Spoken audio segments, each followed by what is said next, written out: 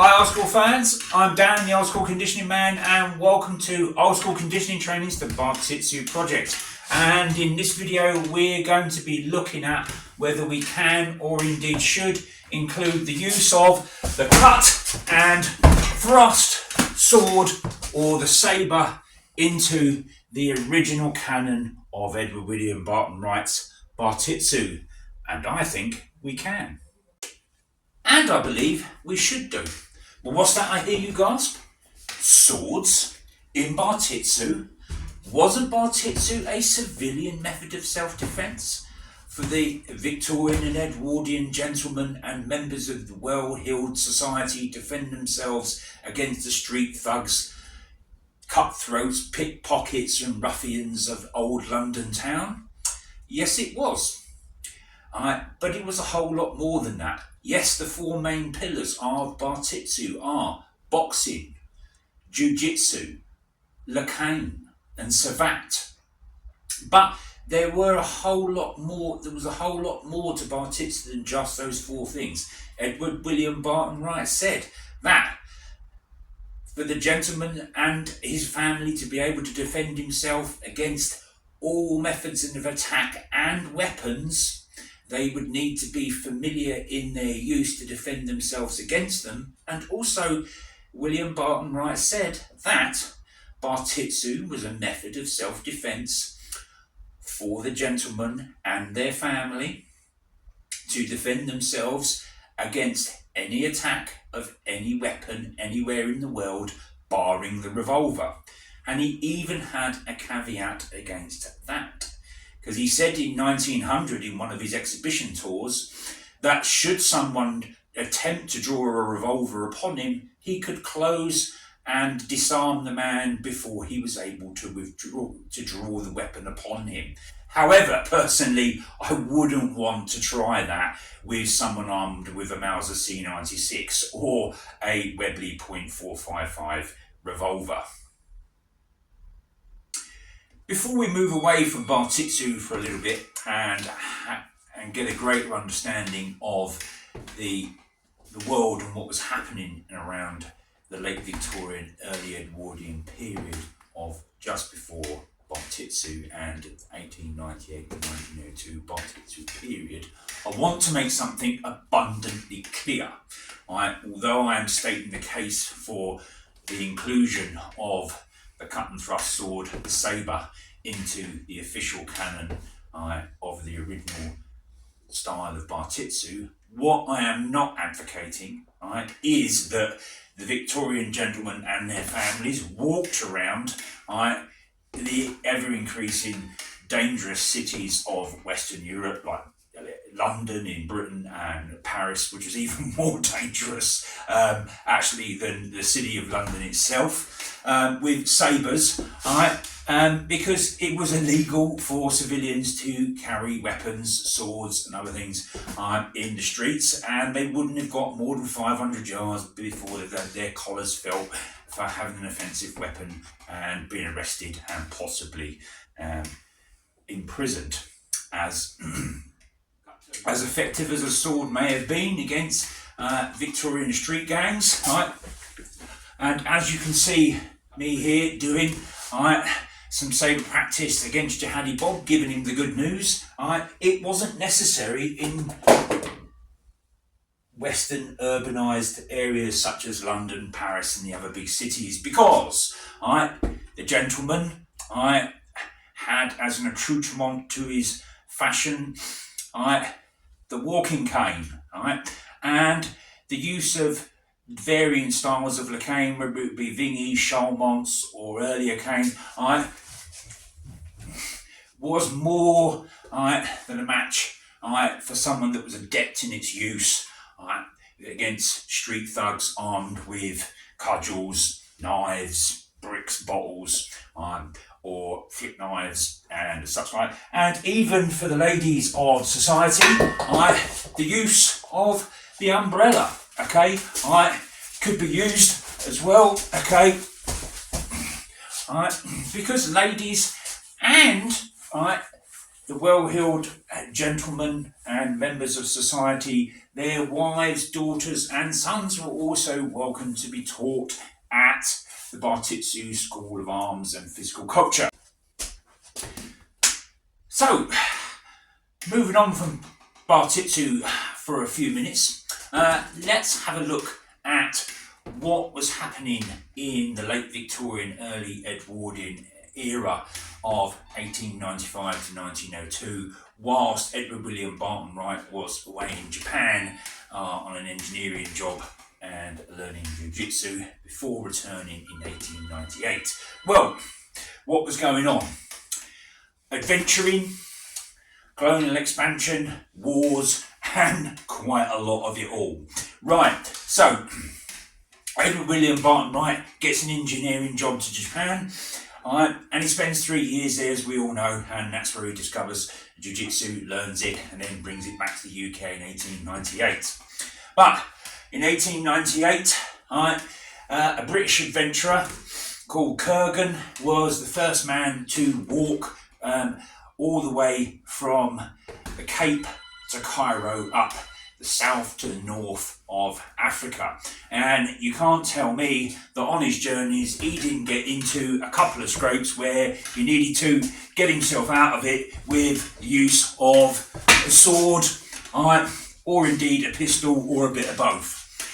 Also in 1898, a French Egyptologist was digging around in Egypt, and he discovered the pharaoh Amenhotep II's body, which was the Tutankhamun of his day, and was probably a bit like a Victorian Raiders of the Lost Ark, and he probably had a few scrapes as well. Right, okay, so that's a bit of an idea where, how, the world was opening up to, the well-heeled upper middle class and upper class members of society to more far-flung and exotic and potentially dangerous areas of the world. But also there was quite a few wars going on as well, okay, and we're going to talk about those now, because it gives us another greater understanding of, although the military method of killing was becoming more automated with the invention of automatic weapons such as Hiram Maxims, the Maxim gun, and automatic and semi-automatic pistols, and bolt action rifles and pump action shotguns and stuff like that. But the sword was still important, not just for a piece of military killing equipment, but also it was very valuable for the professional adventurer and the Victorian and Edwardian gentlemen at large in far-flung areas of the empire. In 1898, the last great cavalry charge of the British Army, was in the Mardis War, and here's some pictures of it here, and that was an Anglo-Egyptian campaign against Mardist rebellions over British control of the Suez Canal. And here's a picture of a rather well-known individual, Winston Churchill, the age of 23 years old. He was involved in the battle, and it was a cavalry action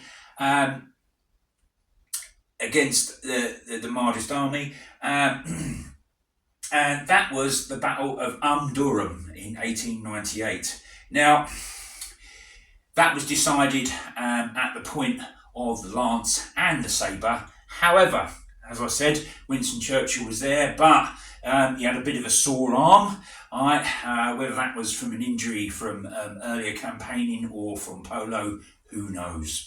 But he got himself into a bit of a spot of bother in the middle of the action. He was surrounded by a throng of Mardis horsemen, and he decided, because he had a sore arm, that he wouldn't use his sword, and instead he pulled out Mauser C96 that he bought, a 10 magazine capacity pistol, which was quite popular with British Army officers and European officers at the time. And it was actually the world's most powerful pistol commercially manufactured. And this was only beaten until the introduction of the 357 Magnum cartridge in 1935. It fired a 7.63 times 25mm bullet, and it would fire it at a muzzle velocity of around about 1400 feet per second, giving it greater range and stopping power than any other pistol. And Winston Churchill attests to the power of the pistol because, as he was caught in a throng of a few Mahdiist cavalrymen, he managed to shoot his way out of it, which he attests saved his life at that time. And ongoing from 1898 onwards, although, as we said, the Mahdiist War had come to an end in 1898 with the British victory of Durham, but anti-British and anti-Egyptian sentiment over the control of Egypt and North and South Sudan went on simmering at various heats up until about 1957. So yeah, it was still quite a dangerous place for Victorian and Edwardian adventurers and civil servants and non-military personnel to be. So there would be some need for a use of the sword of self-protection, as well as firearms as well, obviously. Right. Following on from that, 1899 to 1902. So what happened there? Right, 1899 to 1901, as part of a result of simmering dissatisfaction with foreigners in China, the Boxer Rebellion, right? It wasn't just Britain that was involved in that. Pretty much all the Western powers were involved in that in some way, shape or form, even the Americans, right? That ended in defeat of the Boxer Rebellion in 1901, and which neatly brings us on to also in 1899, the Second Anglo-Boer War, or the Boer War, or the South African War, 1899 to 1902. And oh look, there's a picture of Winston Churchill again. He also fought in the Second Boer War, was taken prisoner, captured by the Boers, and made a rather daring escape, and became quite notable from it. There was quite a few cavalry engagements during the Boer War, but most of these were just really sort of skirmishes, and most of the cavalry actions that took place were really mounted riflemen against riflemen, be they be mounted infantry or actual cavalrymen using carbines. But that's not to say that the sword had its day in the military, because it hadn't. Because even after the Bartitsu era, the British were still making cavalry swords, and as we see here is in 1908 the 1908 pattern trooper's sword, and in 1912 was the officer's pattern cavalry sword, which is exactly the same really. But the last cavalry sword produced for the British Army, and arguably the finest cavalry sword ever produced, just in time for the First World War, where large-scale cavalry charges were done for the last time. And actually, the last cavalry battle in Western Europe was at a place called Berkel, and that was a skirmish between Belgian and German forces in 1918. that there was an incredible amount of the world where the British adventurer and gentleman at large could get himself into some serious scrapes and a large amount of trouble and have to get himself out of it. And the use of Bartitsu and being proficient in the use of the sabre, as well as modern firearms, would be extremely advantageous to any individual. Yes, he could use firearms as well, and I'm sure they did, and that is something that we will cover later on in the Bartitsu project, but that'll come later down the line as we talk about a craze that was very popular in England and France from around about 1900, and that was non-lethal pistol dueling, and the Bartitsu Club was involved in that, so that's why we're going to talk about it. And it also became an exhibition sport at the 1908 Olympics, but unfortunately the First World War got in the way, and people sort of lost interest shooting at each other in the face with wax bullets. Don't ask me why, I don't really understand why, but that's just me. Right, that brings us neatly full circle back to where we started at the Bartitsu Club, or to give it its proper name, the Bartitsu School of Arms and Physical Culture. Why are we coming back here? Because we're still talking about the importance of the use of sabre for the use of civilian self-defence in far-flung parts of the British Empire. Right, and the reason why I say it should be part of the original canon of Bartitsu is because this man, Captain Alfred Hutton, quite a famous swordsman, ex-army officer, I think King's Dragoon Guards. He wrote quite a few military papers for helping the single-handed sabre fighter officer in the British Army to help him against Indian tribesmen on the border of India and Afghanistan, where they were often armed with a sword and an axe or a sword and a shield. And he also, although he wasn't directly involved in Bartitsu, he was, I believe, on the board of directors, but he had his own fencing school and historical fencing society, which he held at the Bartitsu Club, 67B Shaftesbury Avenue, where he taught sabre,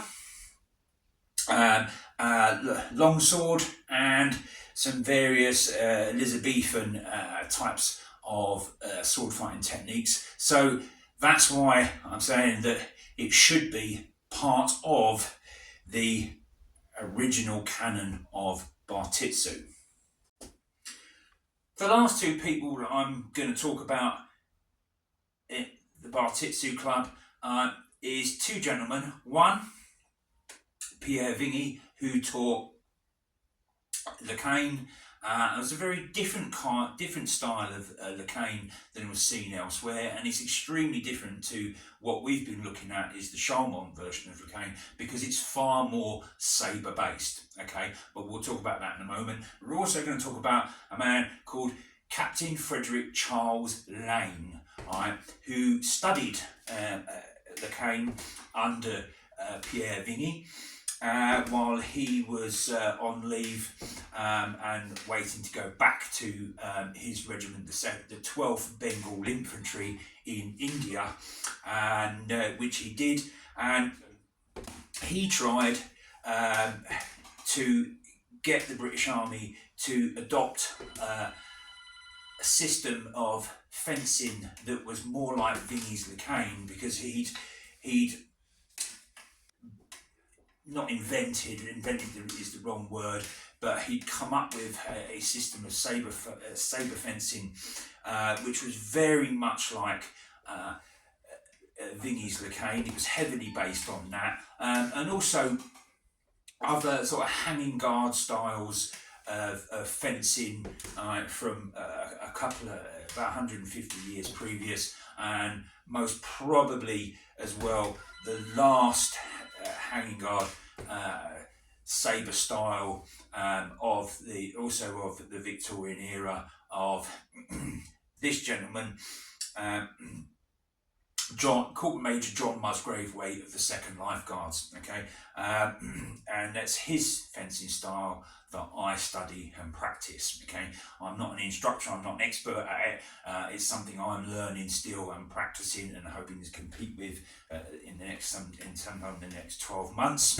All right, but you'll see, all right, when we look at in a moment Pierre Vigny's Lecain and John Musgrave-Waite's style of sabre, you'll see some very striking similarities, and I think the Bartitsu and Vingy Lecain is very much based in Musgrave-Waite's style of fencing. Right, okay, that's not a fact, that's just my personal opinion as someone that's learning and studying Bartitsu and John Musgrave-Waite.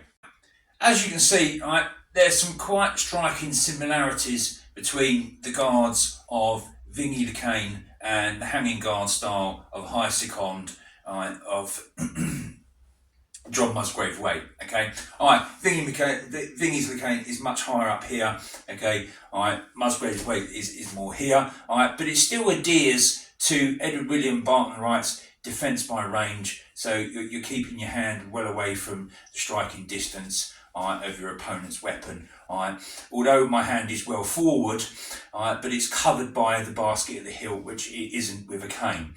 Okay. As for the guards, I can still do most of the guards. So the cross guard. Okay, the cross guard. Okay, I can do that from the engaging guard. There. From a head cut. But you don't really get them in sabre because you've usually got some sort of head protection on. But yeah, just in case, I can still do that. Okay, and then the bodyguards, if I move on slightly this way, okay, so you can see, defence against a cut to the neck. Okay, and I can also do it the other way around there. It's a little bit more awkward, but it does work. Okay, and then again, same as a cut to the neck. I can block off the entire part of the body just by moving my hand and my arm around. Okay, so I can cut out the cut, protect against a cut to the outside of the forward leg, cut to the inside, protect against a cut to the inside of the forward leg, and protecting against a cut to the rear leg. Okay, and actually, really, I don't even have to go that far. As cut 1 and cut 2. Okay, I can move forward. I'll just bring the hand over. Okay, or I can even use guards that you can't use in Lecain, because you'll get your fingers broken if you do them like this. Is high quart, okay, or medium quart, or even low quart, which will protect against cut to the inside of the leg, okay, and cut to the outside of the rear leg, and the outside in low tierce to the outside of the leg, and horizontal cut to the body in medium tierce, and then high tierce, protecting the head and neck from a horizontal cut. And also I can use tierce, if I move straight on, tierce and quart, in case my opponent decides to thrust. Okay. So you can see some quite striking similarities there. Right? And also as well, right, they both strike from in moulinet. Right, there, right, for the diagonal cuts. Okay, right, and then same there. Cut 3, cut 4, cut 3, cut 4, cut 1, cut 2, cut 1, cut 2, cut 2, cut 1, cut 2, cut 1, cut 2. Alright. So cut 1, cut 2, cut 4, cut 3, cut 4, cut 2, cut 1, cut 2. Right, so you can see that they're quite similar, right? And that's why I think, you know, Vigny's Lekain and what Pierre Vigny and Edward William Barton-Wright did with Lekain, and also to some extent they did it with Sabat as well. Okay, but we're talking about Sabre now. I know Lekain is cane fighting, but you know, it's very much more Sabre based, and that's why Captain Frederick Charles Lang took it away and devised a Saber fencing system, because he was very, very what's the word? Unimpressed with the way sabre and fencing was taught in the army, and he tried to get the army to adopt his new style, which was based on Vigny Lekain, and I think was much more a more hanging guard, which was reminiscent of John Musgrave way. But it largely fell upon deaf ears and it didn't really happen. And another thing Frederick Charles Lang did, he patented a particular style of sword. I think it was called the javelin sabre, which was to be used with this Bartitsu sword system. Okay, we'll talk a little bit more of that a little bit later down the line. Okay, but again, that sort of never went anywhere either. And this is why I'm still saying that, you know, sabre could and should be taught as part of the original canon of Bartitsu, because people did it, they designed a sword for it, and you could take fencing lessons off of our Captain Alfred Hutton at the Bartitsu Club as well. Okay, so it should be taught, and as I've demonstrated in this video, the sabre, not in westernised urban areas, but in the far-flung areas of the empire, a sabre is a very useful and handy piece of self-protection equipment. Right, I hope you've enjoyed the video, and if you have, please give it a like. If you've got anything to say, if you've got any comments, put it down in the comments. I'm always happy to hear people's comments of what they think about the content in the video. So please, if you've got anything to say, put it down in the comments. And don't forget, give us a like, give us a subscribe, and remember guys, don't be no crazy fool. Hit that subscribe button and follow Dan at Old School. Alright, thanks for watching, and I look forward to seeing you in the next video.